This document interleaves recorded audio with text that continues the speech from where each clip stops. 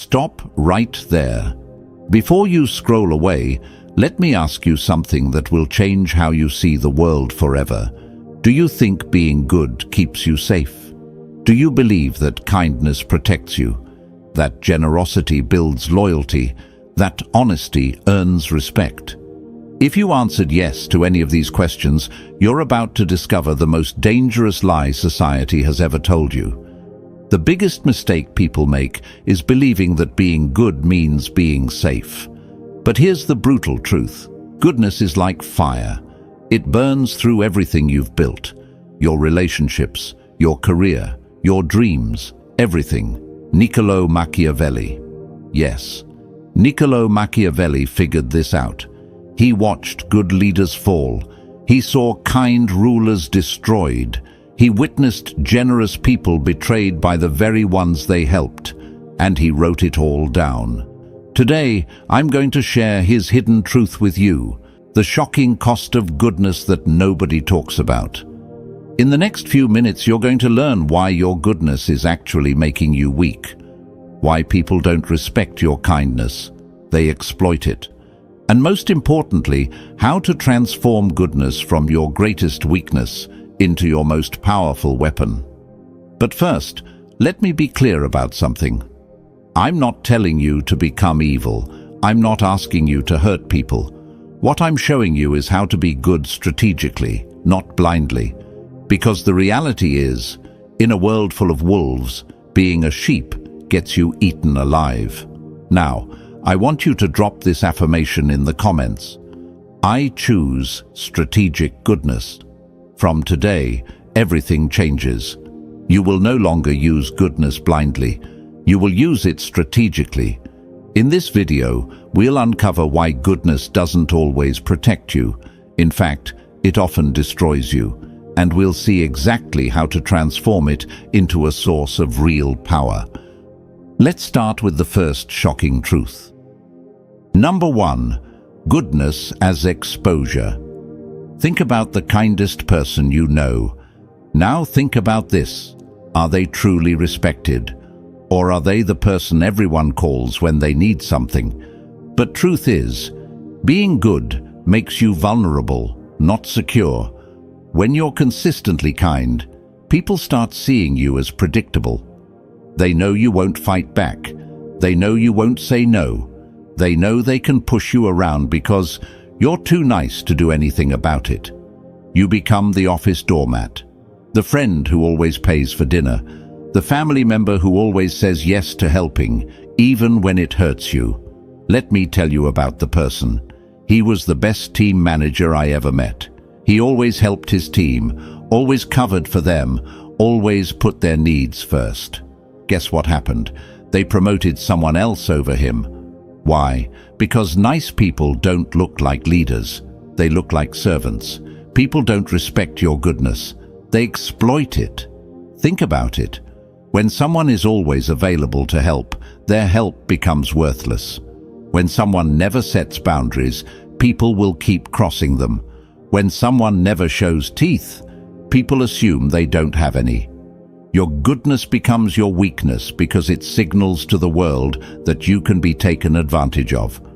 Machiavelli once said, "The lion cannot protect himself from traps, and the fox cannot defend himself from wolves. One must therefore be a fox to recognize traps and a lion to frighten wolves." You've been trying to survive as a sheep in a world full of wolves, and that's exactly why you keep getting hurt. Drop this affirmation in the comments. I protect my energy. Number 2, the generosity trap. Here's something that will blow your mind. The more you give to people, the less they appreciate it. I know that sounds backwards, but hear me out. Generosity creates short-term applause. People clap for you. They say nice things. They tell everyone how wonderful you are. It feels amazing, right? But over time, something twisted happens. Your generosity breeds dependency, entitlement, and eventually resentment. Let me explain why. When you help someone once, they're grateful. When you help them twice, they're thankful.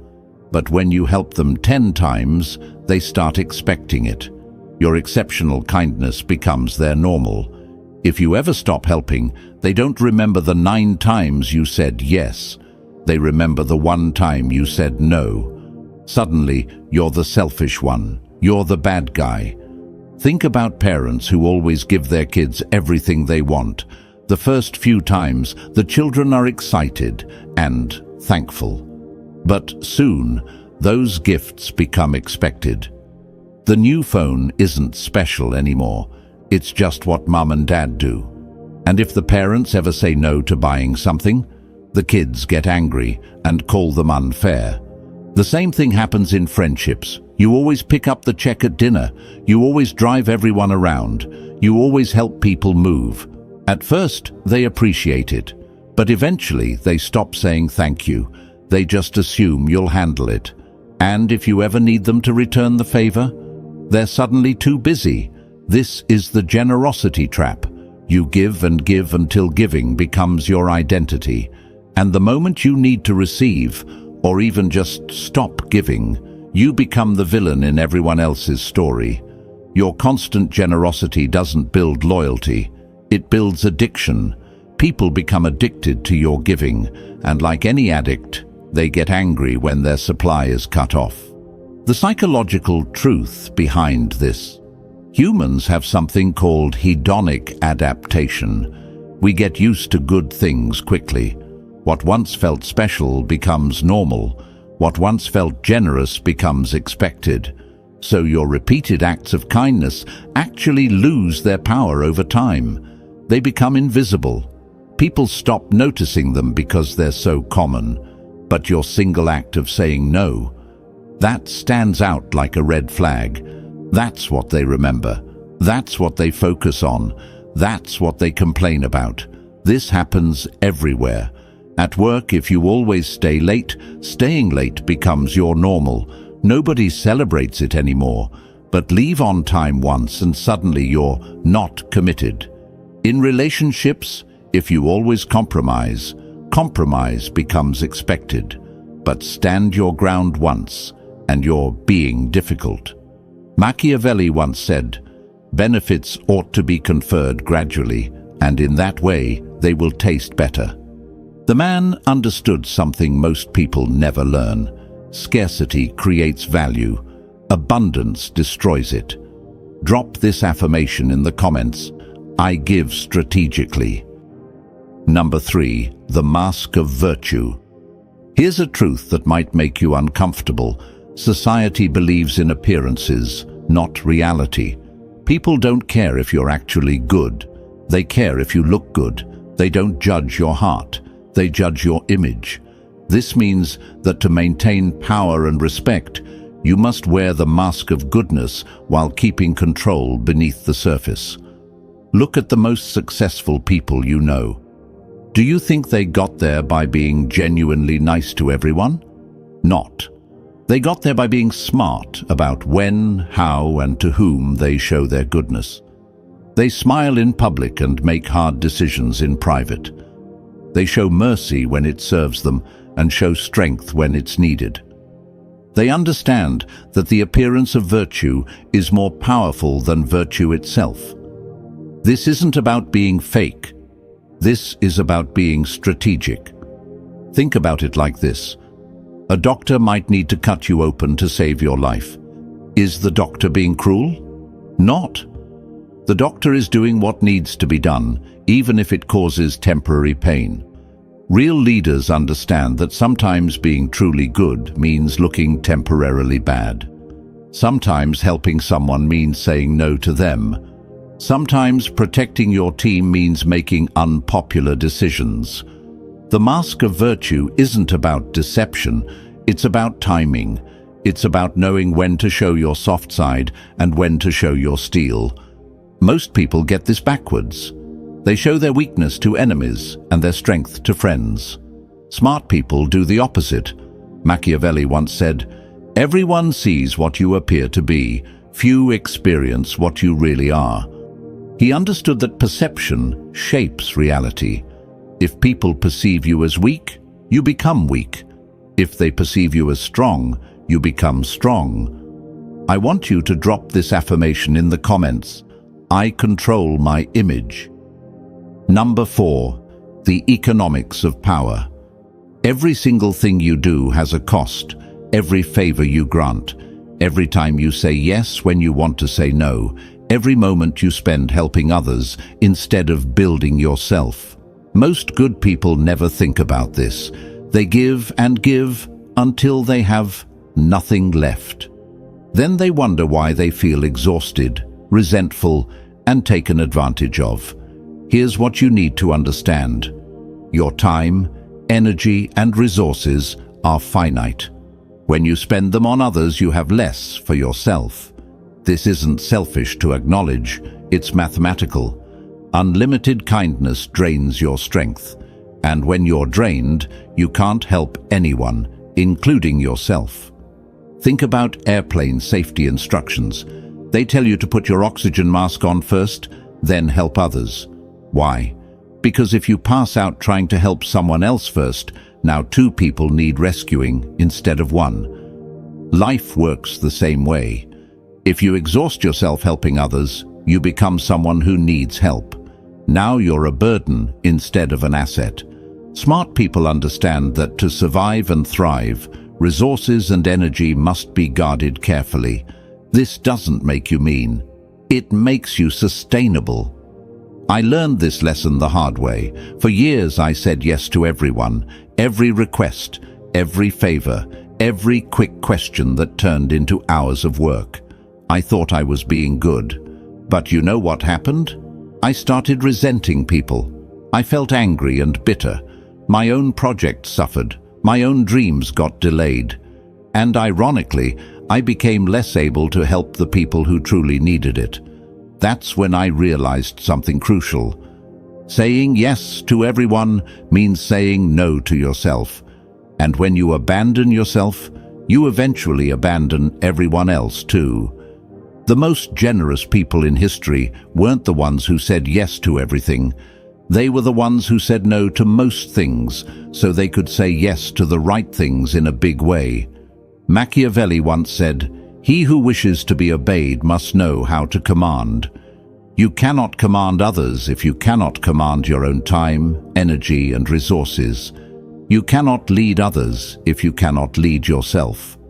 Now, I want you to drop this affirmation in the comments. I protect my resources. Number 5, strategic use of virtue. I'm not telling you to become heartless. I'm not saying mercy, honesty, and generosity should be thrown away. What I'm saying is this: these virtues must be used like weapons, precisely at the right time, for maximum effect. A sword sitting on a shelf doesn't protect anyone, but a sword in the hands of a skilled warrior at the right moment can save a kingdom. Your goodness should work the same way. When you help someone, it should be intentional. When you show mercy, it should be strategic. When you're generous, it should create the outcome you want. Let me give you an example. Instead of helping everyone a little bit, help the right people a lot. Instead of being nice to everyone, be exceptionally kind to those who matter. Instead of saying yes to everything, say yes powerfully to the things that align with your goals. This approach does 3 things. First, your help becomes more valuable because it's scarce. Second, you actually create bigger positive impacts because you're focused. Third, people respect you more because you're selective. Think about the most respected leaders in history. Martin Luther King Jr. wasn't gentle with injustice. He confronted it powerfully. Mother Teresa didn't help everyone in the world. She focused intensely on the poorest of the poor. They were all good people, but they were strategically good. They used their virtue as a tool to create change, not as a way to be liked by everyone. How you do this in real life.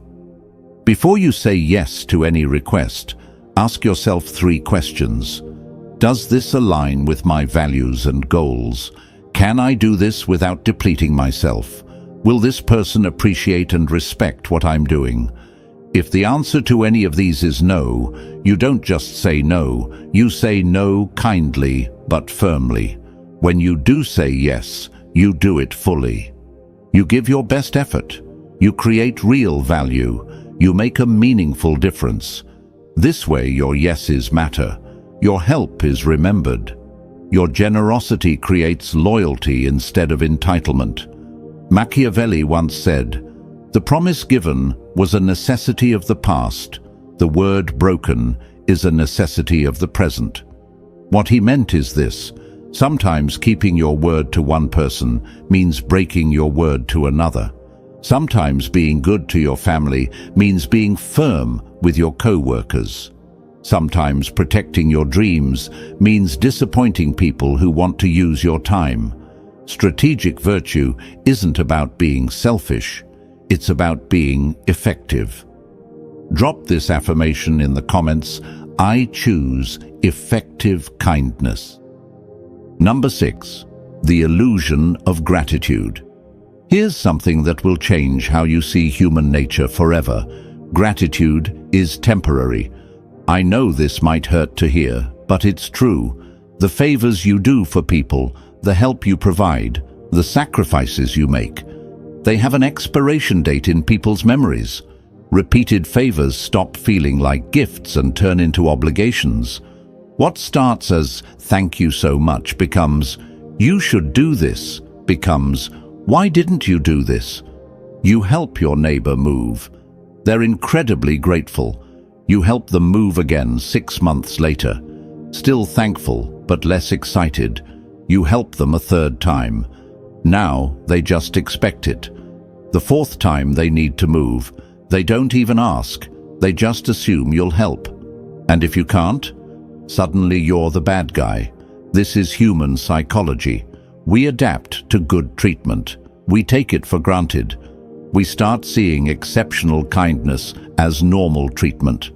In the end, people remember the advantage they got from you, not the kindness you showed them. This pattern repeats everywhere.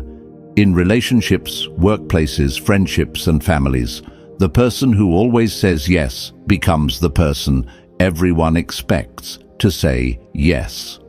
The reliable helper becomes the automatic choice for every problem. And when that person finally sets a boundary or says no, they're treated as if they've betrayed everyone's trust. The more consistently kind you are, the less your kindness is valued. The more available you make yourself, the less special your availability becomes. The more you give without asking for anything in return, the more people assume your giving comes without cost to you. This is the illusion of gratitude. We think that doing more good things will make people more grateful, but actually, it makes them less grateful because they expect more good things. The people who appreciate you most are often the people you help least frequently. The people who take you for granted are usually the people you help most often. This doesn't mean people are evil. It means people are human. And humans naturally adjust their expectations based on their experiences. Understanding this psychological reality doesn't mean you should stop being kind or helpful. It means you should be strategic about it. Set boundaries. Make your help conditional sometimes. Let people experience what it's like when you're not there to solve their problems. Machiavelli once said, "Men judge generally more by the eye than by the hand, for everyone can see and few can feel." People see what you're doing now more clearly than they remember what you did before. Your past kindness becomes invisible. Your current actions are what they judge you by. Drop this affirmation in the comments. I create lasting impact. Number 7. Results over intentions. The world judges outcomes, not motives. You might have the purest heart in the world. Your intentions might be golden. But if your actions don't create the results you want, none of that matters. History doesn't remember people who meant well. It remembers people who got things done. Let me ask you something. Would you rather be remembered as someone who was really nice but didn't accomplish much? Or someone who might have seemed tough but actually made the world better? Most people choose the first option because it feels safer. But here's what they don't realize. Being remembered as just nice means being forgotten entirely. You see, there's a brutal but undeniable truth. Sometimes being truly good means doing things that don't look good in the moment. Surface-level kindness often creates temporary comfort, while tough decisions create lasting impact. A parent who disciplines their child isn't being mean. They're being good by teaching the child important lessons. A teacher who gives tough grades isn't being cruel. They're preparing students for the real world. A boss who sets high standards isn't being unreasonable. They're helping their team grow stronger. Real goodness is about results, not appearances. It's about creating positive outcomes, not just positive feelings. This is where most good people go wrong. They focus on being liked instead of being effective. They choose comfort over growth. They pick temporary peace over lasting positive change. But here's the truth. If you're not getting the results you want from your goodness, you're not being good enough. You're being nice, which is different. Nice people avoid conflict. Good people resolve conflict. Nice people tell people what they want to hear. Good people tell people what they need to hear. Nice people maintain the status quo. Good people create positive change. The world is full of nice people who accomplish nothing. What the world needs more of is good people who get results. Machiavelli once said, "The end justifies the means." Now, this doesn't mean you should do evil things to achieve good outcomes. What it really means is that your good intentions don't matter if they don't create good results. People don't live inside your heart. They live with the consequences of your actions. So remember this. Real goodness requires courage. It requires you to prioritize outcomes over appearances. It requires you to stop asking, "Will they like me?" and start asking, "Will this actually make things better?" At the end of the day, people won't remember your intentions. They'll remember what you built, what you changed, and what you left behind. Drop this affirmation in the comments. I focus on outcomes. Number 8. Legacy and survival. Let's talk about what really matters, how you'll be remembered and what you'll leave behind. History doesn't honor the merely good. It honors those who survived, endured, and turned their outcomes into greatness. Think about this for a moment. Can you name 5 nice people from history? Probably not. But you can probably name 5 people who created lasting change, even if they weren't always pleasant to deal with. Steve Jobs wasn't known for being nice. He was demanding, perfectionist, and often difficult. But he created products that changed how billions of people live. I'm not saying you should be mean to people. What I'm saying is that being remembered for making a difference is better than being forgotten for being agreeable. Here's what most people don't understand about legacy. You can't leave a positive mark on the world if you don't survive long enough to make one. And survival, in business, in relationships, in life, requires more than just being good. It requires being smart, strategic, and sometimes tough. The kindest people in the world can't help anyone if they get crushed by those who take advantage of them. The most generous people can't give anything if they give everything away too early. The most honest people can't speak truth if they get silenced by those who prefer lies. You have to survive first. Then you can thrive. Then you can create the legacy you want. This means protecting yourself so you can protect others, building yourself up so you can lift others up, getting strong so you can help the weak. It's not selfish, it's strategic. It's not cruel, it's careful. It's not about abandoning goodness, it's about preserving it so it can actually make a difference. Look at the people who create lasting positive change in the world. They're not pushovers. They're not people pleasers. They're not afraid to say no, set boundaries, and make hard decisions. They understand that being good isn't about being weak. It's about being powerful enough to choose goodness when it matters most. Machiavelli once said, "It is better to be feared than loved if you cannot be both." What he really meant is this: respect matters more than affection. Impact matters more than popularity. Results matter more than feelings. You don't have to choose between being good and being strong. You can be both. You should be both. But if you have to choose strength first, because strength gives you the power to be good when it counts. Weakness just makes you a victim, even with the best intentions. We've covered a lot of ground today, but let me leave you with the most important lesson of all. Goodness without strategy is the most dangerous trap you can fall into. It makes you vulnerable to those who would exploit you. It drains your resources until you have nothing left to give. It creates expectations you can't sustain. And ultimately, it prevents you from creating the positive impact you really want to make. But goodness with strategy, that becomes a weapon of survival and influence. It becomes a tool for creating real change. It becomes the foundation for a life and legacy that actually matters. You now know the shocking cost of blind goodness. You understand why generosity can trap you, why gratitude fades, and why good intentions without good results are worthless. More importantly, you know how to transform your goodness from a weakness into a strength. How to be kind strategically, how to help effectively, how to create outcomes that matter. Before you leave this video, I want you to make a decision. Are you going to keep being good in the old way, blindly, without boundaries, until it destroys you? Or are you going to start being good in the new way, strategically, effectively, powerfully?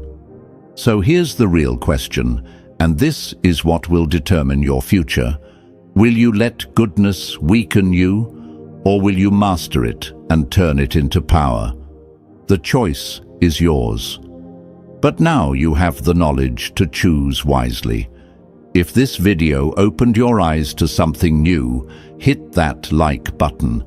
If you want more truth that challenges how you see the world, subscribe to this channel and ring the notification bell. And if you know someone who needs to hear this message, share this video with them. Your goodness is not your weakness. When used strategically, it becomes your greatest strength. Drop this final affirmation in the comments. I master strategic goodness. Remember, in a world full of wolves, don't be a sheep, be a shepherd. Be someone who protects the flock not through weakness, but through wisdom, strategy, and strength. Thank you for watching, and I'll see you in the next video.